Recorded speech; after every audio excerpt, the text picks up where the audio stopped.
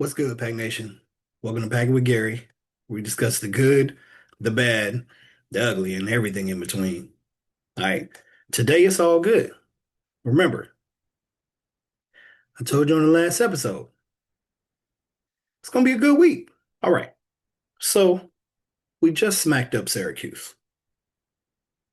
I predicted in the last video, before the spread came out, I thought the spread was gonna be 12.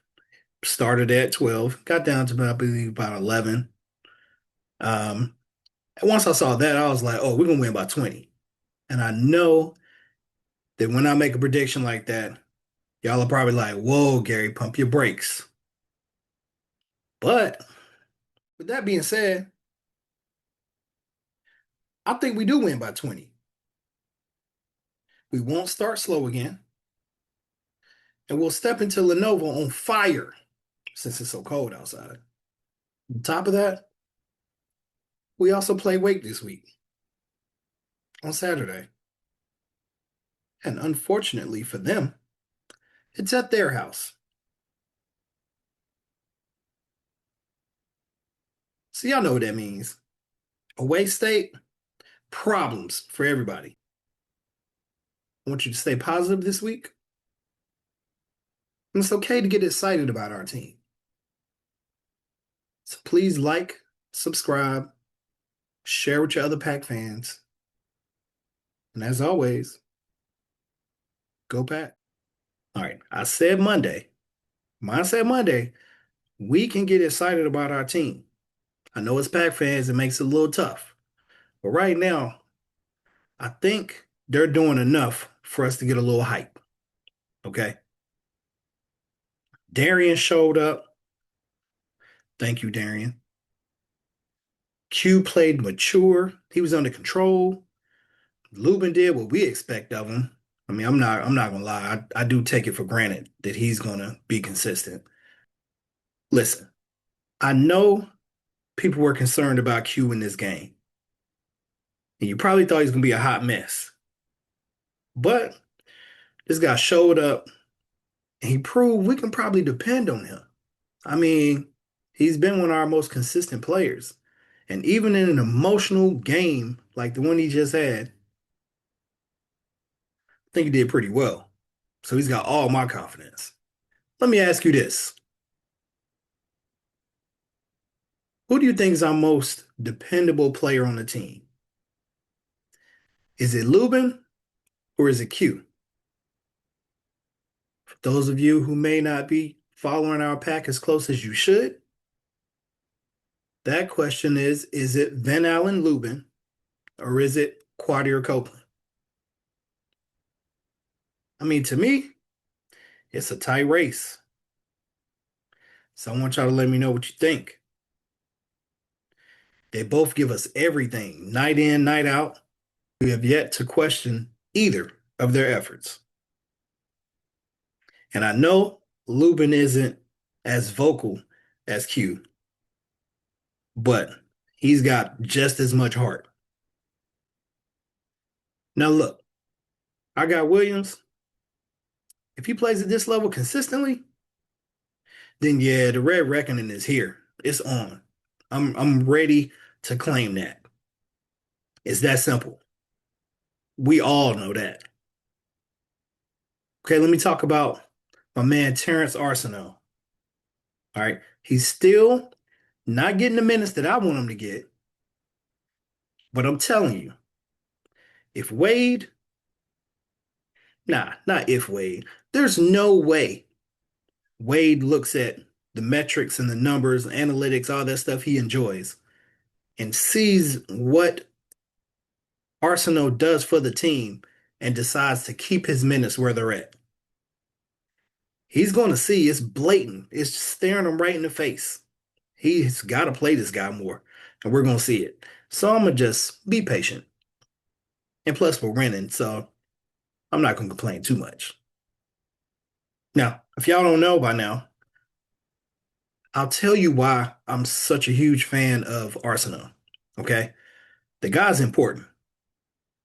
He does so much for us on the defensive end and so many things that don't show up in the box score. Okay, he's boxing out. He's cutting off driving lanes. He plays the passing lane. He's long, so he affects shots. Like he does a lot of different things on the court.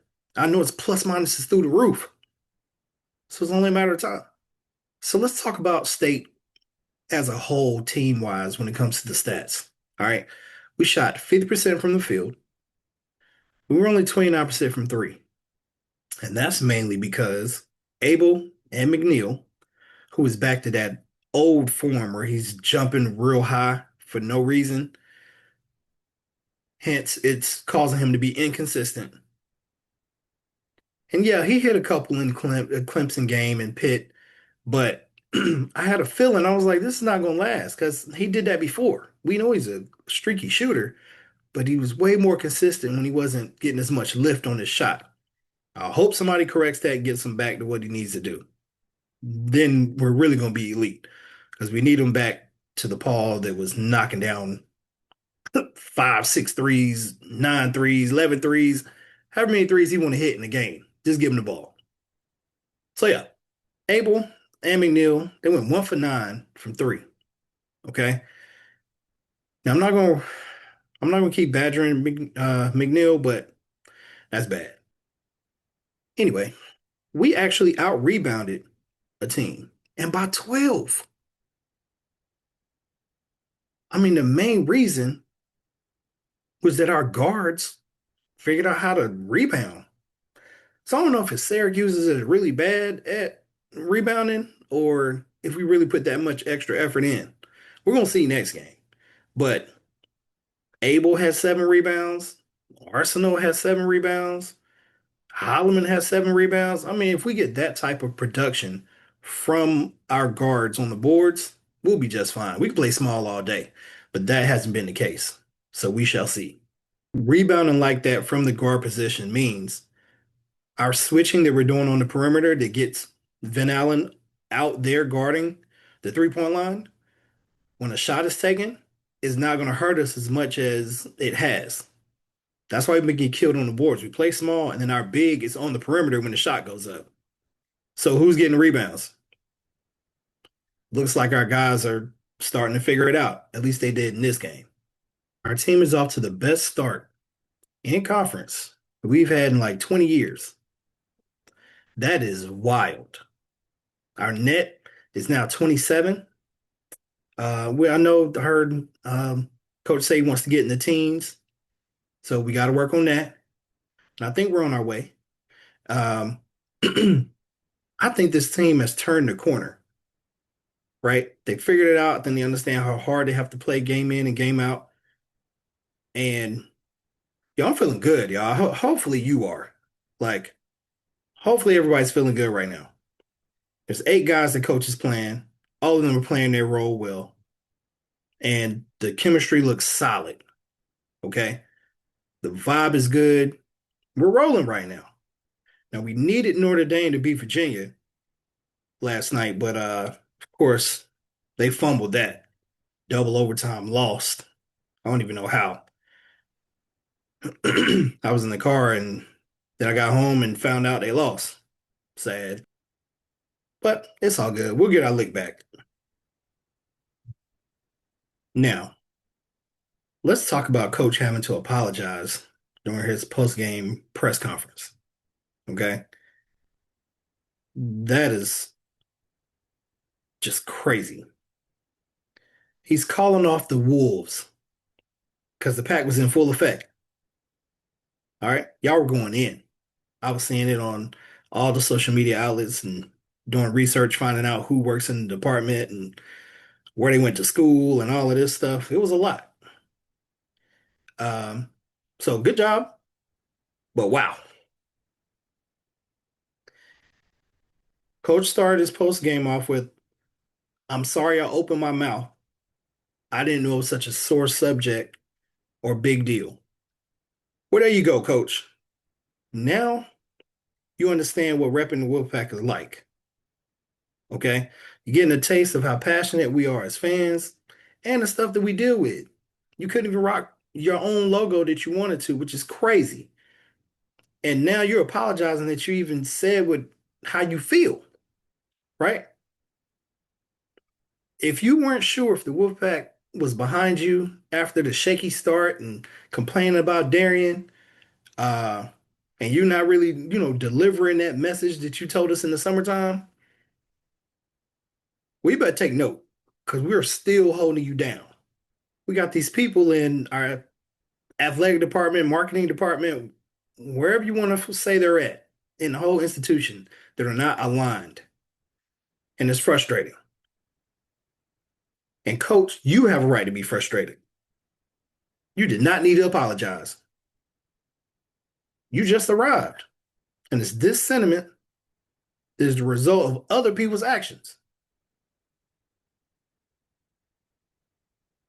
I mean, that's just something that needs to be addressed. I think this brought attention to things that have been pushed aside for a long time and sparked more conversation. So that's good.